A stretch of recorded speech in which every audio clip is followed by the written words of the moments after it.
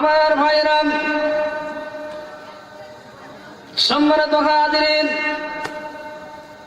বিশ্বনবী মুহাম্মদ রাসূলুল্লাহ, সকলে বলি সাল্লাল্লাহু আলাইহি ওয়াসাল্লাম।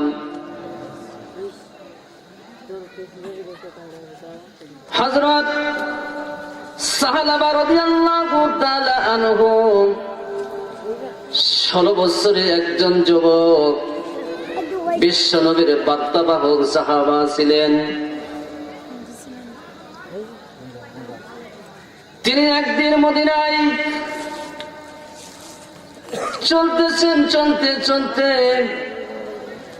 এক সময় একজন অপরিচিতা মহিলার দিকে নজর পড়ে গেল। সাথে সাথে নজরকে হিফাজত করলেন।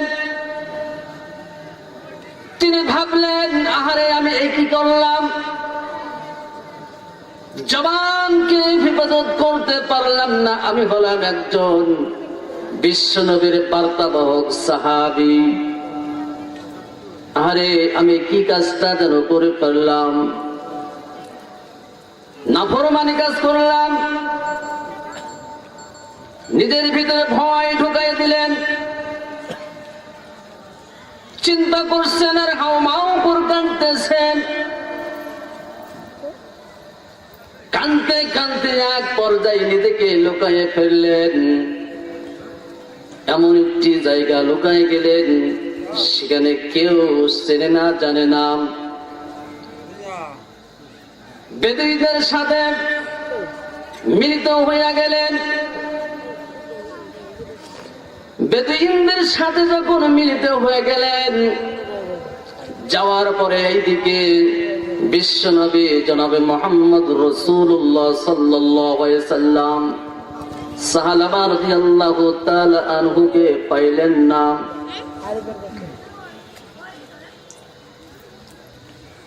নবীজি সাহাবা রাদিয়াল্লাহু তাআলা আনহু সবচাইতে বেশি ভালোবাসতেন। একদিন চলে গেল, 2 দিন চলে গেল, 1 সপ্তাহ চলে গেল। যখন সাহাবা রাদিয়াল্লাহু তাআলা আনহুকে যখন খুঁজে পাইলেন না,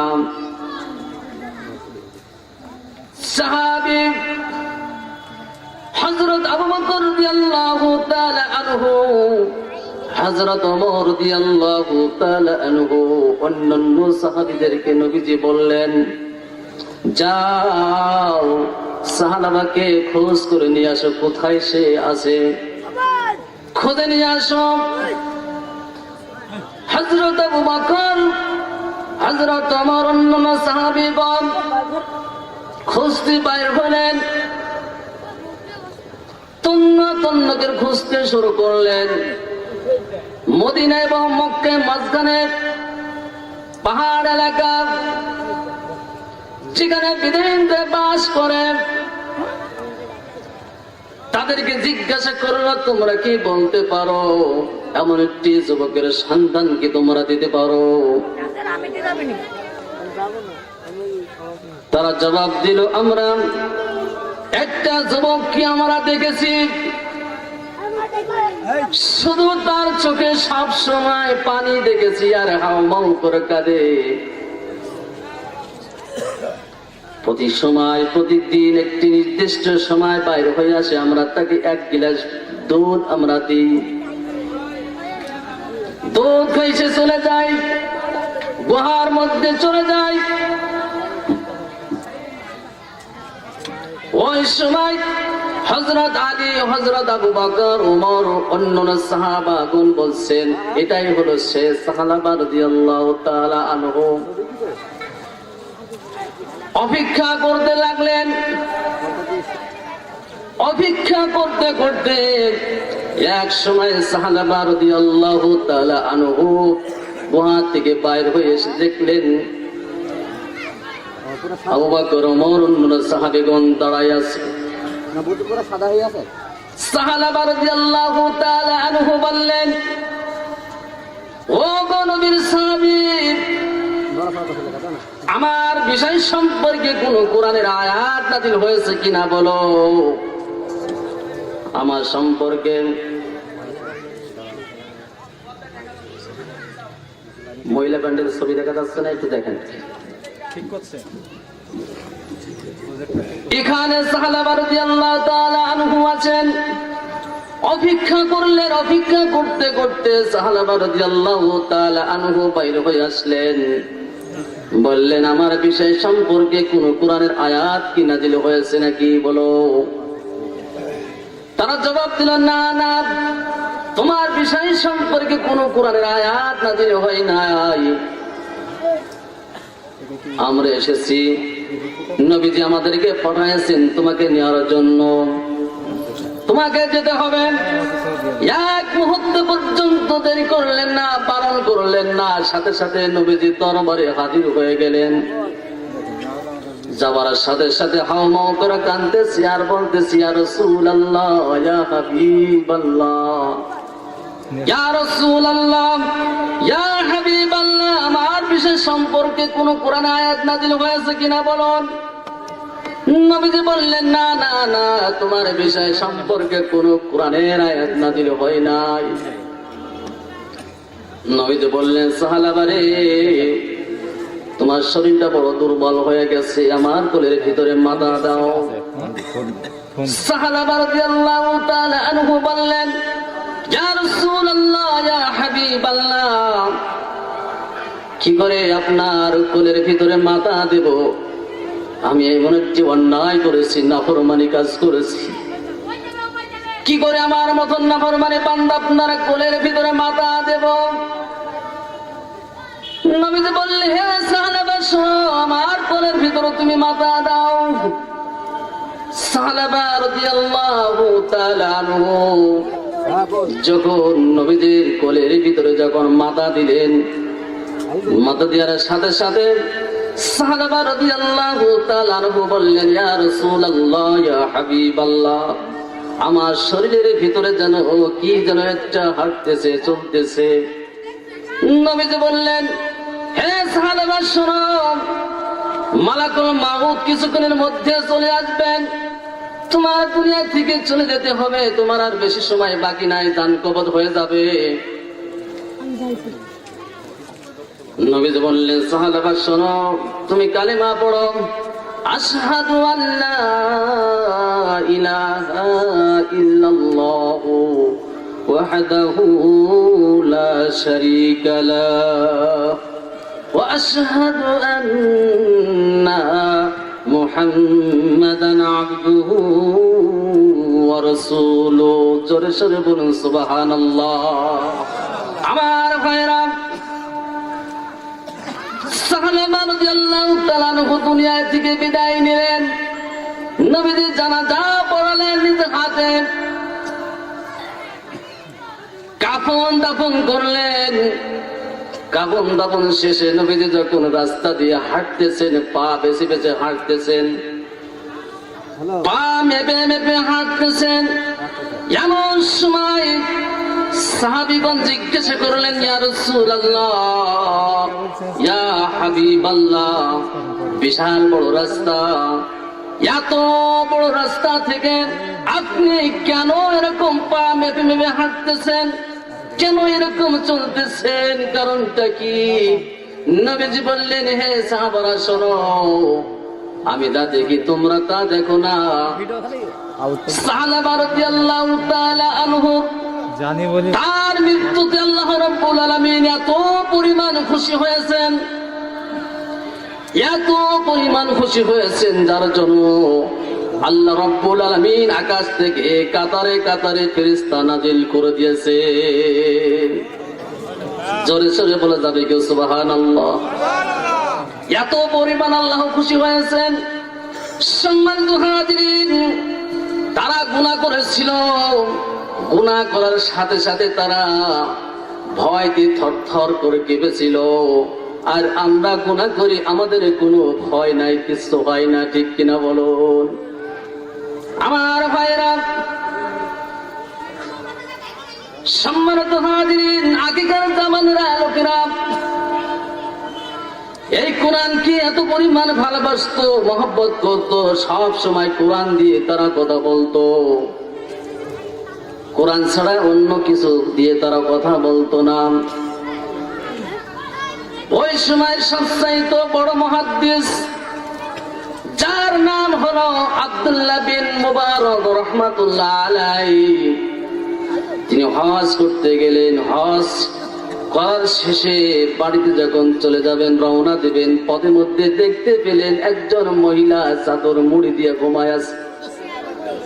মুহাদ্দিস চিন্তা করল, বুড়ি মরা না জিন্দা, পরীক্ষা করার জন্য তিনি সর্বপ্রথম এরকম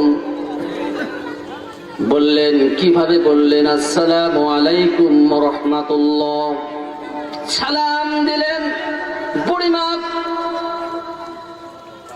ওয়ালাইকুম আসসালাম না দিয়ে তিনি কি বললেন? সালামুন কাওলান মির রাব্বির রহিম, পরম করুণাময় পরদা দিয়ার পক্ষ থেকে তোমার প্রতি সালাম বর্ষিত হোক। বলুন সুবহানাল্লাহ। মুহাদ্দিস প্রশ্ন করলেন, হে বুড়িমা, তুমি এখানে কতদিন ধরে আছো? কয়দিন তুমি এখানে আছো? বুড়িমা কোরআন দিয়ে জবাব দিয়ে দিলেন, সালাসা লায়ালিন সাওয়িয়া, 3 রাত অবস্থান এখানে আমি করতেছি।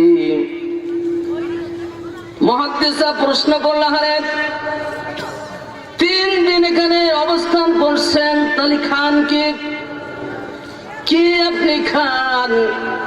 বুড়িমা কোরআন দিয়ে জবাব দিয়ে দিলেন এইভাবে করে, ওয়াল্লাযী হুয়া ইউতঈমুনি ওয়া ইয়াসকিন। বুড়িমা জবাব দিলেন, আল্লাহ রাব্বুল আলামিন আমাকে খাওয়ায় এবং পান করায়। বলুন সুবহানাল্লাহ। মুহাদ্দিস প্রশ্ন করলেন, হে বুড়িমা, সব সময় তুমি কোরআন দিয়ে কথা বলো, কেন বলো? প্রতিটা কথা কোরআন দিয়ে কেন বলো? বুড়িমা কোরআনের আরেকটি আয়াত দিয়ে তিলাওয়াত করে জানিয়ে দিলেন, মা ইয়ালফিযু মিন কাওলিন ইল্লা লাদাইহি রাকিবুন আতীদ। জোরে জোরে বলুন সুবহানাল্লাহ। আল্লাহ রাব্বুল আলামিন জানিয়েছেন, মানুষ এমন কোন কথা বলে না যা ফেরেশতারা লিপিবদ্ধ করে না। আমি এই জন্য কোরআন দিয়ে কথা বলি, যাতে করে প্রত্যেক কোরআনে হরফে 10টি নেকি আমার আমলনামায় যোগ হয়ে যাবে। এরপরে মুহাদ্দিস আরো প্রশ্ন করলেন, হে বুড়িমা, তোমার বাড়ি কোথায়? হে বুড়িমা, তোমার বাড়ি কোথায়? তিনি হয়তো ভাবলেন, বাড়ি তো কোনো গ্রামের কোরআনে তো পাওয়া যাবে না, গ্রামের কথা কোনো কোরআনে পাওয়া যাবে না। এই জন্য তিনি প্রশ্ন করলেন, তোমার বাড়ি কোথায়? সাথে সাথে তিনি কোরআন দিয়ে জবাব দিয়ে দিলেন এইভাবে করে, সুবহানাল্লাযী আসরা বিআবদিহি লাইলাম মিনাল মাসজিদিল হারামি ইলাল মাসজিদিল আকসা। পবিত্র যিনি, মহান সত্তা, যে বান্দাকে মসজিদুল হারাম থেকে মসজিদুল আকসা পর্যন্ত ভ্রমণ করাইছেন, তিনি বোঝাতে চাইলেন, আমি মক্কায় কাবা শরীফে হজ করতে এসেছিলাম এবং আমার বাড়ি হলো মসজিদুল আকসার পাশে। বলুন সুবহানাল্লাহ।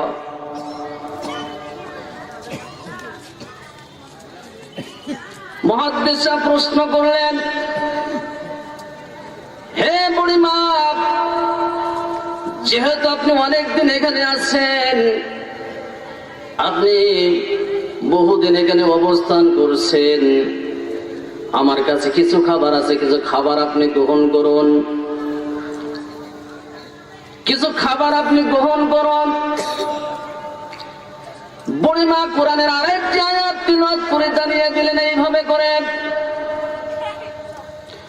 সুম্মা আতিমুস সিয়ামা ইলাল লাইল। তিনি বুঝিয়ে দিলেন তোমার রোজাকে সন্ধ্যা পর্যন্ত পূর্ণ করো, বলেন সুবহানাল্লাহ। তিনি বুঝাইতে চাইলেন যে আমি রোজা আছি, আমি রোজা আছি। মুহাদ্দিস সাহেব প্রশ্ন করলেন, হে বুড়িমা, এটা তো রমজান মাস নয়, সফর অবস্থায় তো ফরজ রোজাও ভেঙে দেওয়া যায়, ফরজ রোজাও ভাঙা যায়। হে বুড়িমা, যেহেতু এটা রমজান মাস নয়, বুড়িমা কোরআনের আরেকটা আয়াত তিলাওয়াত করে জানিয়ে দিলেন এইভাবে করে, ওয়ান্তাসিমু খায়রুল লাকুম ইন কুনতুম তা'লামুন। তুমি যদি ভালো কাজ করো, তুমি যদি নফল রোজা পালন করো, তাহলে তোমার জন্য কল্যাণ। আমি নফল রোজা রেখেছি, এই জন্য আমার জন্য কল্যাণ, সুতরাং আমি রোজা ভাঙবো না, রোজা আমি ভাঙবো না। এইভাবে করে মুহাদ্দিস সাহেব বারবার প্রশ্ন করছেন। তিনি চিন্তা করলেন, আরে বারবার মহিলা কোরআন দিয়ে জবাব দিয়ে বাহাদুরি দেখায়, কি করে মাতৃভাষা দিয়ে কথা বলানো যায়, সেরকম বারবার এরকম প্রশ্ন করতেছে, বারবার এরকম প্রশ্ন করছে।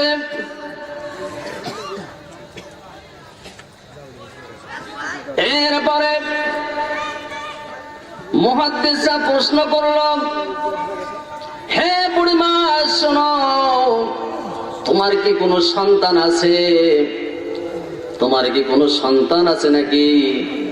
মহিলা কোরআনের আরেকটি আয়াত তেলাওয়াত করে জানিয়ে দিলেন, আল মালু ওয়াল বানুনা জিনাতুল হায়াতুদ দুনিয়া। সন্তান সন্ততি অর্থ সম্পদ সবই দুনিয়ায় সৌন্দর্য মাত্র, ক্ষণস্থায়ী। এটা আল্লাহ পাকের একটি নিয়ামত, অর্থাৎ আল্লাহ পাক রব্বুল আলামিন আমার সেই নিয়ামত আমাকে দান করেছেন, অর্থাৎ আমার ছেলে সন্তান আছে, আমার সন্তান আছে। মুহাদ্দিস সাহেব প্রশ্ন করলো, বুঝলাম তোমার সন্তান আছে, তোমার সন্তান আছে, কিন্তু সে সন্তানদের নাম কি বলুন, নাম কি? তিনি কোরআনের আরেকটা আয়াত তেলাওয়াত করে জানিয়ে দিলেন, ইয়া ইয়াহইয়া খুযিল কিতাবা বিকুওয়া ওয়া আতাইনাহুল হুকমা সাবিয়্যা ওয়া কাররামাল্লাহু মূসা তাকলিমা ওয়াত্তাখাযাল্লাহু ইব্রাহিমা খলিলা। জোরে জোরে বলা যাবে কি সুবহানাল্লাহ?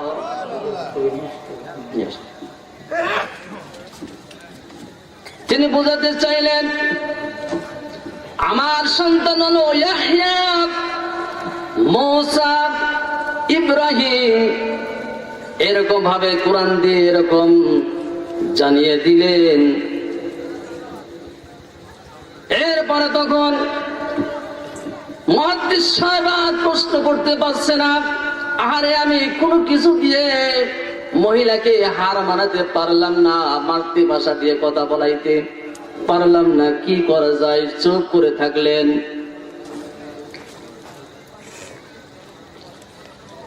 মহিলা তখন বাড়িতে গেলেন, যাওয়ার পরে তার সমস্ত সন্তানগুলো সব তার কাছে দৌড়ে আসলে, আসার সাথে সাথে বলল, এই যে মুদ্রাগুলো নিয়ে যাও, উত্তম খাবার কিনে নিয়ে আসো।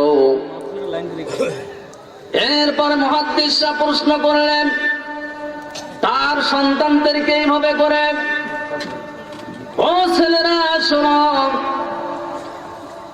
তোমরা কি বলতে পারো তোমার মা আজ থেকে কতদিন ধরে কোরআন থেকে কথা বলে তোমরা কি জানো? ছেলেরা এরকম বলতেছেন, মুহাদ্দিস সাহেব, আমাদের বুদ্ধি থেকে শুরু করে এই পর্যন্ত আমরা দেখেছি আমার মা একদিন না 2 দিন নয়, এই গোটা 40 বছর ধরে এই কোরআন ছাড়া কোনোদিন কথা বলে না। বলুন সুবহানাল্লাহ। কোরআনকে তারা এত পরিমাণ আয়াত্ত করেছিলেন, এত পরিমাণ তারা ভালোবেসেছিলেন, কোরআনকে এত পরিমাণ মহব্বত করেছিল, যার কারণে এই কোরআন ছাড়া তারা কখনো কথা বলে নাই। সেই কোরআন এখনো আছে, আমরা সেই কোরআন পড়তেও পারি না, বলতে পারি না, ঠিক কিনা বলুন? কি জবাব আল্লাহর কাছে দেব? কোন জবাব আমরা দিতে পারবো না। আল্লাহ তখন জিজ্ঞাসা করবে, হে বান্দা, তোমাদের কাছে আমি মহাগ্রন্থ কোরআন দিয়েছিলাম, হে বান্দাই, কোরআন থেকে তোমরা কোরআনকে শিখেছো, কোরআনকে আমল করেছো? এই কথা যদি আল্লাহ একদিন প্রশ্ন করে, আমরা কি প্রশ্নের অ্যান্সারে দিতে পারবো? ভাই, অ্যান্সারে দিতে পারবো না। এই জন্য কোরআনকে বেশি বেশি করে মহব্বত করব, তেলাওয়াত করব, মানব। এই কোরআনকে যদি আমরা বেশি বেশি করে মহব্বত করতে পারি, তাহলে মরার সাথে সাথে এই কোরআন একদিন মানুষ রূপ ধারণ করে আমার আপনার জন্য সুপারিশ করা হয়ে যাবে। বলুন সুবহানাল্লাহ। আমার ভাইরা, এই গ্রামের একজন মহিলা, তার একটি সন্তান সে প্রসব করেছে। সে সন্তানটা হলো, তার হাত আছে, পা আছে, কান আছে, চোখ আছে, মুখ আছে, সব কিছু আছে, কিন্তু মরা কি বলে জন্মগ্রহণের সময় তার কোনো 1 সেকেন্ড সে নিঃশ্বাস ফেলতে পারে নাই, মৃত অবস্থায় সে জন্ম নিয়েছে। আপনারা বলুন তো, ওই বাচ্চার শরীয়তের কোনো বিধান আছে? জানাজা হবে? জানাজা হবে? জানাজা হবে না। কেননা সে জন্মগ্রহণের সময় সে মৃত অবস্থায় জন্ম নিয়েছে, তার জন্য কোনো জানাজা বিধান কায়েম হবে না। আর অপরদিকে একটি সন্তান সে দুনিয়ায় আসলো, জন্ম নিল, জন্ম নেওয়ার সাথে সাথে তার চোখ আছে বা চোখ নাই, কান নাই, পা নাই, কিছু নাই। এই সন্তান যখন দুনিয়ায় একটি মাত্র শ্বাস নিয়েছে, নিঃশ্বাস নিয়েছে, বলুন তো এই সন্তানের জন্য জানাজা হবে কিনা? বলেন হবে। জানাজা হবে কেন? এই দুনিয়ায় সেই 1 সেকেন্ড হলো সে অক্সিজেন গ্রহণ করেছে, এজন্য 1 সেকেন্ডের